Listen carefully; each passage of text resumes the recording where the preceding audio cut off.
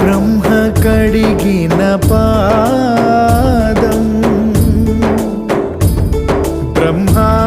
బ్రహ్మాండమేలేటి పాదం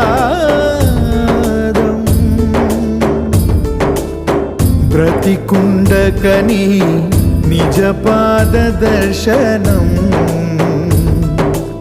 ఇదే కదా నిజమైన మోక్షం.